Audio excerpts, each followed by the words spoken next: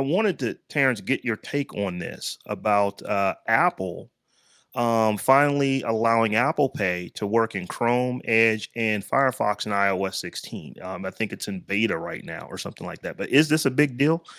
I never knew that it didn't, but I don't necessarily know because I'm not really that's not my ecosystem. I guess I don't really understand with Apple Pay not working in these browsers, what that actually mean to to end users and to companies that were trying to sell stuff through a website. Well, number one, um, it's in beta, so hold your breath on whether or not Apple is going to make some sort of major change as to how Apple Pay works on mobile devices. Yeah, you're right. It makes sense, and it's the Apple way for Apple to only allow mobile not Chrome, mobile browsers. Like, for instance, if I am on a website on my smartphone and I'm on Safari, the actual browser on that website, you may see, if you're trying to buy something, you may have the option to continue with Apple Pay, and then it'll take you to your Apple Wallet. You can choose credit card, debit card, whatever you have linked up in Apple Pay. You can go pay from that. So according to this Steve Mosser, I'm not sure who he is, but according to him, he found that you're able to use Apple Pay not just on Safari, which is Apple's browser, but also on Edge and in Chrome. So there are a lot of people who actually use something other than Safari on their mobile device, their iPhone and their iPad. So they may use Chrome, they may use Edge. Chrome more so. Edge, I can't Ain't think of nobody anybody. using Edge. Ain't nobody using Edge. But according to this guy, he's shown that you can actually use Apple Pay on at least Edge and at least Chrome. They didn't And I mention think he Mozilla. Firefox. I thought he said was Firefox in there? He said maybe, but there wasn't nothing concrete about it. Again, my thing would be, this is just a beta. The story actually mentions that Apple may just be testing stuff out to make sure that they are ready to flip a switch if they're forced because of competitive practices. For instance, you talked about how Apple's in a fight with what's that game that does Epic.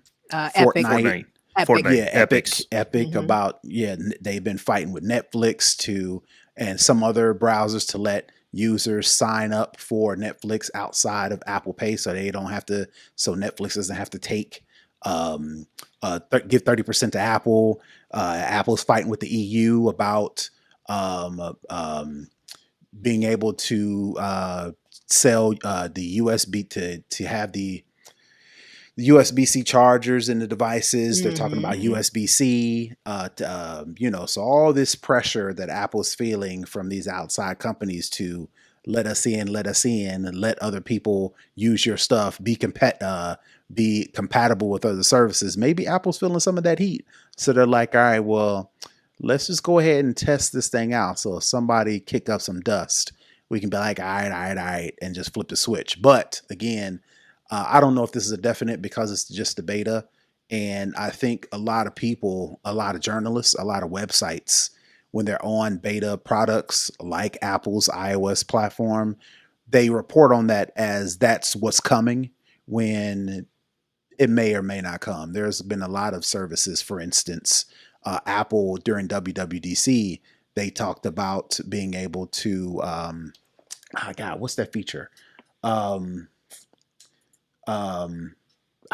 There's a feature that I was looking for and it escapes me completely. But there was a feature that they talked about is going to be at launch, and now all the reports that Apple's saying it may not be there until some other update later on down the road. So just proof that just They because it's in can the kick beta, the can. They can kick the can down the road a little bit by just announcing it. And whether or not it actually ever happens or not is whatever, because people will move on to something else to be upset about and to right, or report some on other pick on some other tech company for, and they can just slide on under the radar. And basically, since it's a beta, again, like I mentioned, a lot of these tech journalists are just itching for stories to report. And since iOS 16 beta is the new thing that everybody's talking about, let's find something new and interesting that nobody else is reporting on. Apple Pay may be available in Chrome and Edge. Let's report on that, and then we take it as, oh, well, then the upcoming iOS 16 is going to have compatibility with Apple Pay, Right. and it may not be the case. So it You, could be a big deal because Apple's feeling pressure, but I don't necessarily see this as being some sort of earth-shattering news, even no. if it is So, true. so I remember a story last week with Netflix. Netflix actually, if you on an iPad or iPhone or whatever, Apple device, go to Netflix, um, and you want to actually sign up to Netflix, they actually give you the link now right there in the browser where you can then go Mhm. and actually To pay, Netflix. Hmm. through Netflix, which is something that is different. Hmm. Netflix couldn't actually have a link before. They just prevented you from being able to sign up to the service, through the app because they didn't want to give that 30% up. So I noticed they did something different there. But this one Hmm. is like, well, isn't this in Apple's benefit to do this? Because you tell me if I'm off on this. Like I said, I saw this and I just kind of want to understand for myself. But what I was thinking is like you go to a website and like I see all the time, it'll be like pay with PayPal or pay with with Google, with Google Pay or pay with I forget what Visa's is, but they've got the Visa e-check or something like that. Pay with that. I was Hmm. thinking, Pay with well, the pay with Amazon. Apple Pay, You pay yeah, with would just be Affirm. another thing there. It's like, well, wouldn't that be beneficial to Apple to allow that to happen? Because at some point they're going to make some money on that transaction as compared to not making any if your only option is to use something else, because this wasn't an app, this was a website or a web browser. Well, So maybe. that's why Well, I was maybe kind of they're confused that they maybe. didn't. Go ahead. Well, maybe they're seeing some results, and they're seeing a lot of people using Apple Pay in Safari's browser, and they maybe juxtapose that against how many iPhone users have other browsers installed on their devices. So maybe they're doing some early math and saying, all right, well, let's see how many iPhone users use Apple Pay on a browser other than Safari, because it's the Apple way. It makes sense for Apple to be like, come up with a story that says, hey, we want to make sure that our users have the best experience checking out using Apple Pay. And the best way we know to ensure privacy and ensure Right. seamless experience is to do it in Safari.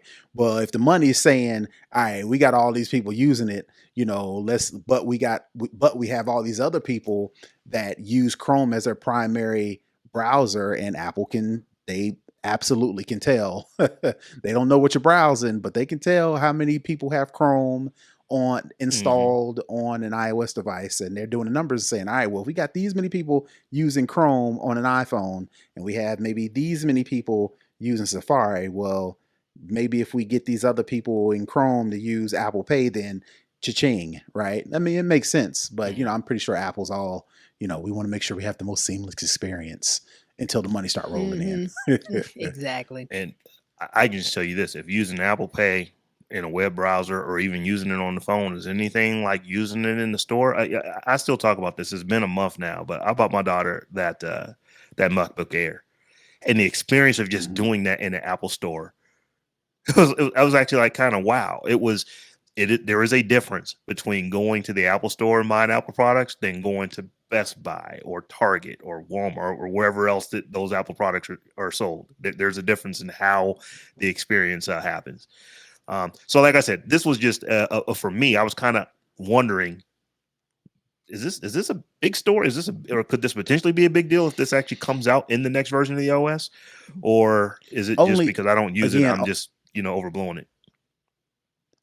only if this is Apple succumbing to pressure to open up their ecosystem. If this is just another peg in that thing, then maybe it could build up to Apple opening up. Yeah, it's not gonna happen. But I It's don't not gonna necessarily happen. see Apple It's never yeah, gonna happen. I don't see Apple At conforming to that all. much That's just pressure not how they this roll. soon, At right? all. Maybe I in three to mean, Nope. 5 years, think maybe, about it. but yeah, They still haven't actually opened up iMessage, right. and you can look at BlackBerry and say, well, BlackBerry eventually came around and opened up BlackBerry Messenger to everyone, but by that time, there were just too many people buying iPhones and Android devices for them to actually make a dent into anything else that was happening. Apple don't have them kind of problems that BlackBerry was having. It's like, nope, we're good. We're going to stay a closed garden, and if you can't talk to us, and then you can't. We will allow people to make fun of those who don't use our platform and have green bubbles whenever they talk. And I think they're completely fine with that until maybe a law tells them that they can't be fine with it anymore. So we'll see. We'll see how that goes.